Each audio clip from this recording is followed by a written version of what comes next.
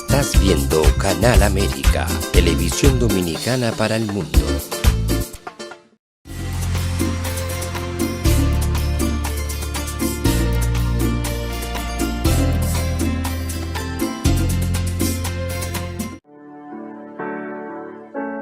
Sometimes life can be so damn hard. You don't know where to go. Everything keeps falling apart. Yeah. You try to do your best, but only God knows that you've given everything you've got, but the world takes you down. You just keep moving on. Let your fears. Welcome to A Time for Truth show. I'm your host, Dr. Bernard Fialkoff, and it's a pleasure to have you back with us again. Before we get going, many of you have been asking how you get the previous segments and episodes. Very simple. You go on YouTube, you go on A Time for Truth show, click subscribe, and you'll be availed of all the previous programs that we've had. And you know, a lot has been changing in the last few years, and with COVID and with all the different changes in our society. So a lot of the paradigms that we ran by, a lot of the basic principles have seemed to be dissolving, and our youth need direction. There's been a lot of changes in what they're exposed to, their social interactions, the proliferation of drugs and alcohol in the society, with all the stress levels going up 40-50%. And so it's important to do something, and there's those of us in the community who actually do. And today we're very lucky to have with us one of those people. This man really has quite a prolific career in Buddha. If we put him up on the screen, I want to show our viewers, introduce them to Mr. Walter R. Kirkland, a married father of two, who graduated from Mount Vernon High School and went on to a stellar athletic career at Rutgers University, graduating with a BS degree, while at the same time being a 4-year All-American track and field athlete, and winning several national NCAA awards. There you see him, good-looking guy. He subsequently worked in several high-profile marketing public relations roles with Samsung, Honeywell, and Xerox, generating well over $20 million of sales. He has PR marketing experience in community outreach and engagement with many corporate accounts, with political leaders, and numerous nonprofits. He's brokered over $50 million in closed deals nationally over the last 10 years. And he went on to further study at Columbia School of Broadcasting, completing that in 2010, and has his own show, a weekly community TV show called Kirkland's Corner in Washington, D.C. He's been trained in spin selling, Miller Heiman, total quality management, and has worked on several national PSAs and marketing engagements. He is the founding president of a very interesting group that we're going to talk about tonight, the 100 Black Men of Prince George's County. And he's executive chair of the March of Dimes, and currently mentors over 100 youth in the Washington region via the organizations that he heads. He really believes in a win-win customer-focused approach, and his coaching style has helped him earn numerous leadership and community awards over the years, from Copa Style Magazine, Man of the Year, Community Award winner, CDC Net Life Community Award, Ernest Just Outstanding Mentoring Award, Toys for Tots Community Award, Marquee Community Service Award, Made Man Award for the Washington region, Be There Lifetime Community Award, and was recently inducted in the Rutgers Hall of Fame for his athletic prowess. He sits on several boards and approaches his life with a very interesting philosophy. Make your impossible happen today. That sounds good to me. And so, Buddha, if you bring him up live on the screen, we want to bid a warm welcome to Mr. Walter Kirkland to A Time for Truth show. Welcome, Mr. Kirkland. Wow, Dr. Bernard, that was a phenomenal introduction, man. I commend you on what you do in this spectacular show. Thank you so much. Hey, you know what? When you have someone like you, all I got to do is open my mouth. You know, it's pretty easy. But you have a lot to share, and I know you really get things done. So our viewers have a lot to gain from you. So I want to ask you, first of all, what got you inspired to be such a track and field star? You know, I'm from Mount Vernon, New York. I was trying to find my way back 30, 40 years ago. Athleticism was something that got me out of the hood, if you will. My mom was on welfare, was a single parent. And Bernard, I didn't know where to go. So believe it or not, I started lifting weights at 13. And I did a little trial and run in the gym class. And the gym teacher said, you know what, you're pretty athletic, young man. You might want to try out for the football team and the track team. One thing led to the other. I did make the track team. And I was called the Blur. BLOUR. I ran the 40, Bernard, if I can call you Bernard, at 4.4. But I just couldn't throw the ball. I was a second string quarterback. But track and field was the thing. I mean, I started to excel. One guy got injured, and my life changed forever. I was a top runner on the relay team. I won several national state championships. I was lucky enough to win 15 scholarships when I won the Penn Relays, which is a big track meet in Pennsylvania, if you ever heard of that. When I anchored the mile relay, dating myself, it's called the 4x4 now, and I beat the Jamaicans and I ran them down. My life changed forever. And then I won the scholarship and I chose Rutgers University. And that's how I got to the university. Beautiful story. Well, how did you transition and what caused the transition where you went now from that and you decided to go into marketing and public relations? You know, I tell you, believe it or not, I was a young guy that was stuttered when I was young because my dad was abusive. My stepfather was abusive to my mom, and it caused a lot of issues. So for some reason, people said, you know, Walter, you are a leader. They made me the captain of the football team, the captain of the track team. And you know, Bernard, when they put you in a position, you think you're not ready, but you are ready. And I was very likable. And then my life just transformed. I became a leader. And then that transformed me into marketing and sales. I got this incredible job offer from Xerox. And I was afraid to sell. But then when I started talking to people and closing deals and winning prizes and cars and all kinds of stuff, I said, wait a minute, there's something going on here. I took that New York energy, as you have, and transformed it into this incredible marketing machine that's led to tremendous opportunities. I've won several trips. I've won trips to Greece, Italy, Austria, Australia, London. One year, your viewers and listeners, you will like this. The quota for the GE Healthcare, I was selling medical devices, was 5.5 million a year. My manager said, if you sell 7.5, follow me on this, Bernard. If you sell 7.5 million, we'll give you a 750 BMW. I said, is a school bus yellow? Do deers go to bathroom in the woods? Is a fat person out of breath? I said, absolutely. So I ended up selling 10 million. Wow. And I ended up making $700,000. This young guy from the hood in New York City could not believe the kind of money I was making in the early 2000s. They gave me a 750 brand new BMW, Bernard, and then I was like, this is incredible. They paid for a lease now for 2 years, paid for the insurance. I ended up buying the car.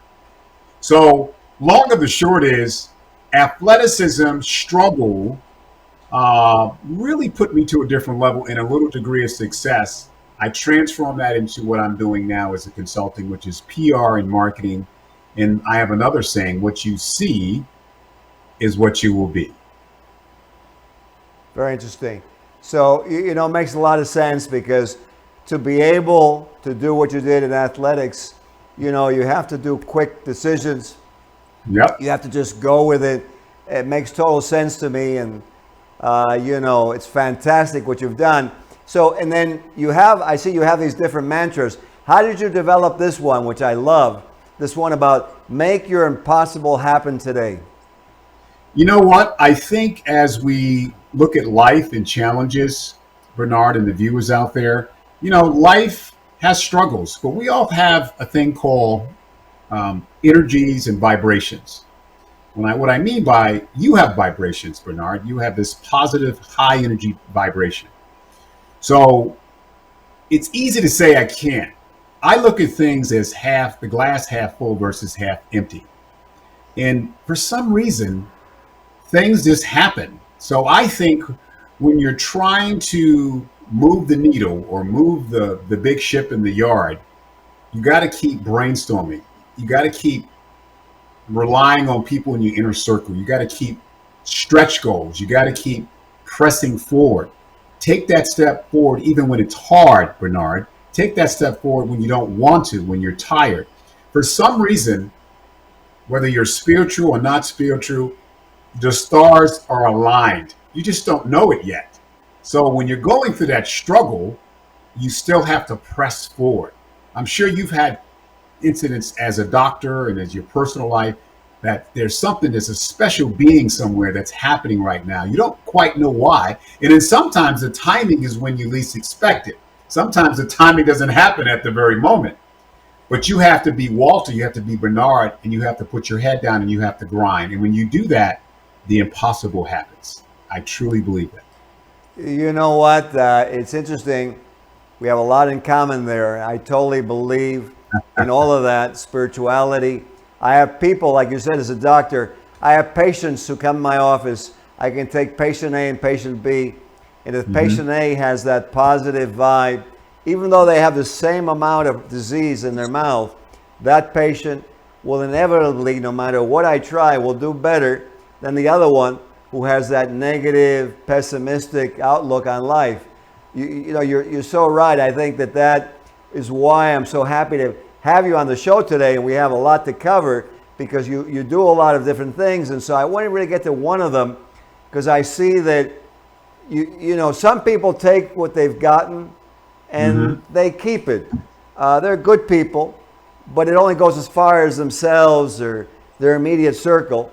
But I see that you've gone much further and you founded this group called 100 Black Men. Tell the audience about that group and why you founded it and what it is you're trying to do.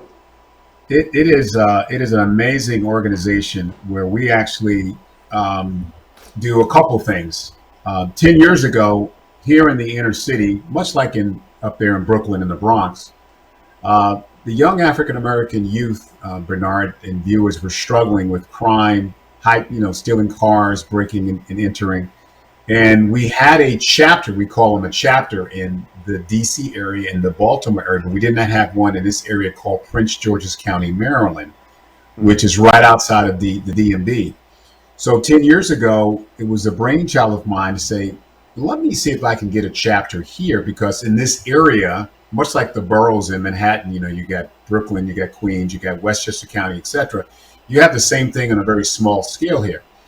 And the mantra is it's financial literacy, health and wellness, education, and mentoring.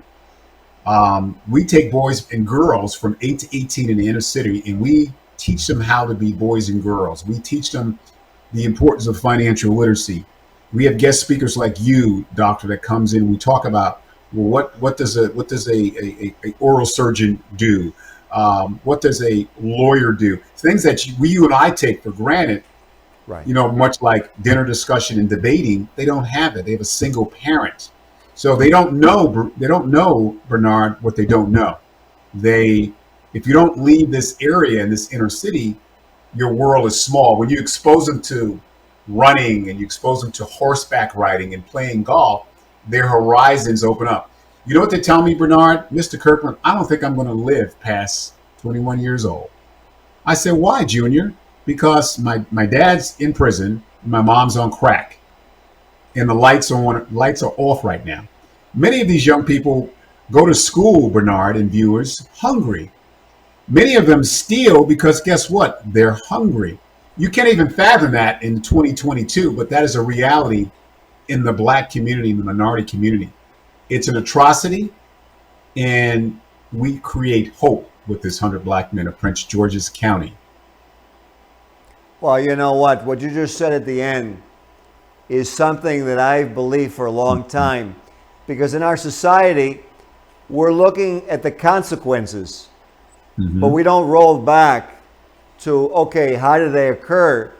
And I really, laud you that, you're one of the few people who actually, you're taking a look not at the effects down the line and making all kinds of programs down there to make money, but actually taking a look at salvaging somebody's life, his integrity, the potential, and the community too, because if that kid makes it, he changes that community. I mean, I'm going to use you as an example. Look at you with what you went through and what you've told me and how it motivated you, and you were lucky enough that you had some good mentors in your life.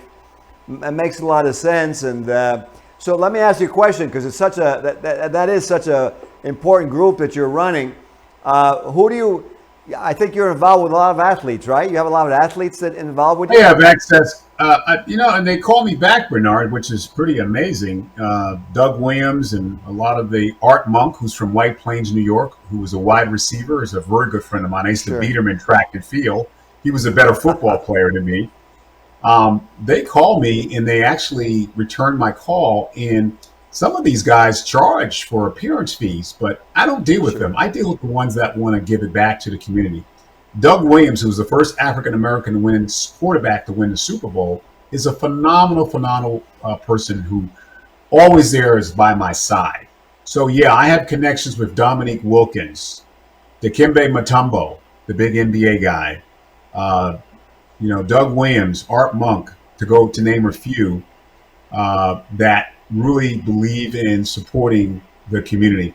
Our youth are struggling, and this is why these young people are carjacking people at 13, Bernard, with guns. They don't have any directions. It's like with the advent of social media, these young people think life is a game, and you have to if you don't get them at 13, at least in our community, you're going to lose them because they don't have parental supervision. That's right. Makes a lot of sense. That's why, we just over the weekend, we did a basketball tournament where we do basketball with drug-free world education, and, to try and let them see. And we did it with a former Jet that you may know, Noah Burrows, out in Hempstead. Yep. And, Bob, the Globetrotters came, Bobby Hunter and Hollywood Henderson. And, they were there.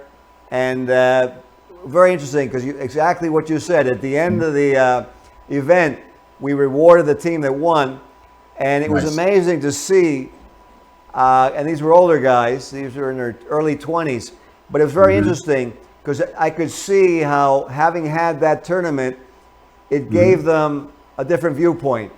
It changed, I think, the way they were looking at things. And I gauged that by what they said. It was very, very interesting. So I think what you're doing is so important. And then now, I think, you took this, or I don't know what came first, but let's talk about the golf tournaments that you organize for nonprofits. Yeah, I've been blessed enough to do the celebrity golf events for the National Association of Black Journalists the last 4 or 5 years. And I have moved into the 100 Black Men, which is a mentoring organization. We did one last week. I did also one with Gerald Albright and Jonathan Butler. They're jazz performers, and that was for the Prince George's Cultural Foundation here in Maryland. And I'm flying down. This is incredible. People are hiring me, Bernard. I'm flying down to Orlando tomorrow to do a site visitation for a gentleman's foundation. And guess what the cause is, Bernard? It's for hunger. Tell me. It's for hunger. Okay. And you and I had talked in the green room initially, and I'm doing it at a discount rate because there are people that are actually hungry in this world. There are people that eat dirt in Africa because you and I can go to McDonald's and get a burger. You being a doctor, me being a marketing person, we have a normal life. So when I heard of the cause, and I'll get more information tomorrow, I'm like, absolutely. So we'll do the same template. We'll get a celebrity. We'll get some sponsors. We'll get some youth. But all the proceeds after expenses will go to this foundation for this great cause. Well, that's fantastic because it's so important. You know, something as a doctor that I know, and I concentrate out of my office, and really we should be aware of it, like you said, with hunger, is if you take a kid or anyone and they're hungry, they're not going to be themselves. They're going to be angry. They're going to be anxious. Yeah. They're going to be looking to survive. And you know what? If I was hungry and I had nothing to eat, I have to survive. So you know what? I think that's a great cause because it's so important that and really it's crazy to think with all the food that we waste that that's still going on in our country. Yeah, it's an atrocity, but it's a reality. And then to your point, you have good kids stealing and robbing because they're starving. They're good kids. I had to bail a few kids out last year because I'm like, what are you doing? Why are you stealing these PCs? Well, Mr. Kirkland, wrong place, wrong time, and they're bored, but they have nothing to do. They don't have the strong father figure like you did. I mean, I had one, but he wasn't quite there. I had a blended family. And these kids are making crazy decisions on their sexuality, the color of their hair. One day they want to be a girl, next day they want to be a boy. They're having all kinds of transplants, and it's crazy the world we live in. So the stimulation is off the charts. You have to be in their face almost every day from ages, in my opinion, from ages 10 to 18. If you're not there, they're making some really wacky decisions. That's right. I totally agree with you. You know what? I kind of get a gist of you already, but I want to ask you something. What would you most like to be remembered for? They say Walter Kirkland. Oh, yeah. I would say a man who always tries to move the mark and always tries to inspire others. Bernard, I can't tell you how many mentees I have, grown men and young people, that will call me up and say, Mr. Kirkland, you've changed my life forever. That's what I want to be remembered by, as a person who moved the needle and who inspired others unconditionally. Beautiful. Well, you know, one thing I wanted to say while we're on the show, and because I see that we have the same spiritual background and outlook on life, and I believe that it takes two to make a reality in this world. You can get somewhere as one, but two makes an actual reality that other people can see. So what I wanted to say is, you know, I would love that we see how in the future we can do some work together, helping those kids who are, hungry, who also turn to drugs because they just don't feel good. And they're just hungry, but they think there's just something innate wrong with them, when if they had a proper nutrition, they would be totally satisfied and go on to athletics or a profession or whatever. So absolutely, let's do that. And let's stay in contact. Let's partner. Let's do some projects together. Let's change the world. I love what you do. You have a great footprint, great audience. So love to work with you. Absolutely. And so, you know, what statement, if you were going to make a statement for the viewers today, what would you like them to get from you that you feel, okay, this is what we need to do in today's world?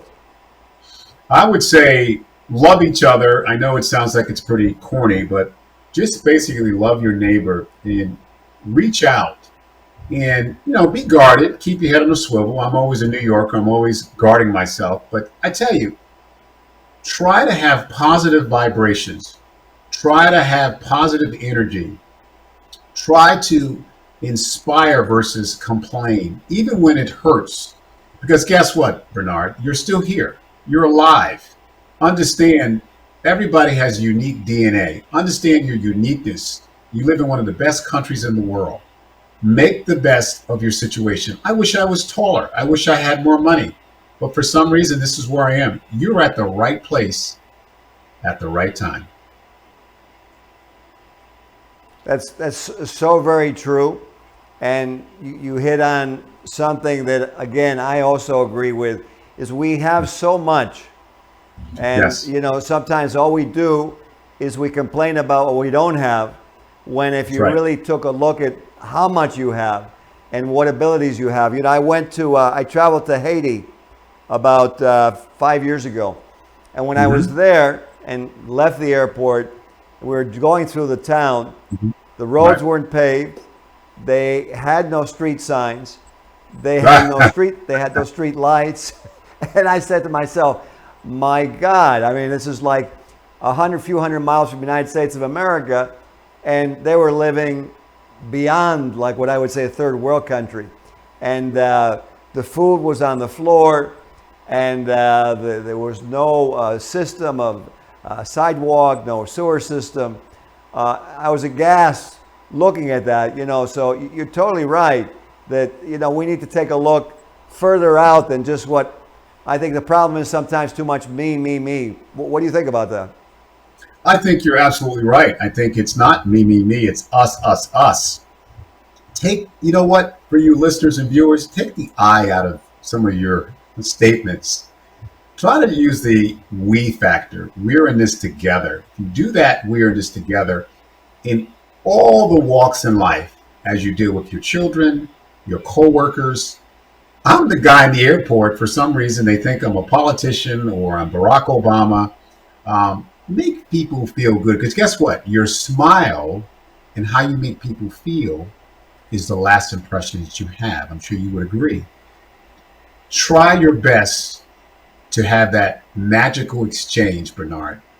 I was in the airport, true story, going to the Tulsa Massacre. The Tulsa Massacre was 100 years ago where, hate to say this, some vicious people, majority white folks, went out and just destroyed black businesses in Tulsa and actually in 13 other cities. That's right. I'm in the airport. This is a true story. In the Washington Reagan Airport. And guess who sits next to me? Who's that? Jesse Jackson. Wow. And I'm not making this up. And Jesse Jackson is like, sir, and I'm dressed like the way I'm dressed now. What do you do, sir? I said, well, I'm actually going out to Tulsa, and I'm the founding president of the 100 Black Men that mentor youth between 8 and 18. And then that discussion led into a 2-hour discussion on the plane. He gave me his cell phone number, and I'm like, that's not your cell phone number. Why would you want to talk to me? This guy is like Jesse Jackson. So guess what? This guy calls me once a week. Walter, I'm coming into town. Now, he has Parkinson's now, so he's losing his, it's a debilitating type of disease. You lose your speech and your mobility. Right. But his mind is fine. I had him on my podcast. So this was the other thing. I said, Jesse, would you be on the podcast? He says, absolutely. I still don't believe the guy. I had 150 people on my podcast. They could not believe I had Jesse Jackson on my. So that's what I mean by the engagement in giving out positive vibrations, because life, and I can tell by talking to you, life is about relationships and people. Without relationships and people, you have nothing in life. I have a new friend with you now. I feel when I'm in New York, I have to give Bernard a call. I got to stop by. That's what life's about. If we have that mantra on a daily basis, even when it's hard, ultimately it leads to a lot of cross-pollination, a lot of synergistic activity in moving that needle. Absolutely. Well, Walter Kirkland, Walter, it's a pleasure to have had you on the show, and I definitely call you a friend. And for those of you out there who are watching, unfortunately, we're at the end of the show, but let's take this message home with us, and let's do what Walter Kirkland said. Let's look a little bit beyond ourselves. Let's do for others. Let's eliminate hunger. Let's eliminate a lot of these problems we have in the society by looking at family structure and not waiting for all the results down the line. Thank you for tuning in today for Time for Truth show. We'll see you again next time. Thank you, Mr. Kirkland. Great show. Keep up the great work, my friend. Sometimes life can be so damn hard. You don't know where to go. Everything keeps falling apart. Yeah. You try to do your best, but only God knows that you've given everything you've got. But the world takes you down. You just keep moving on. Let your feet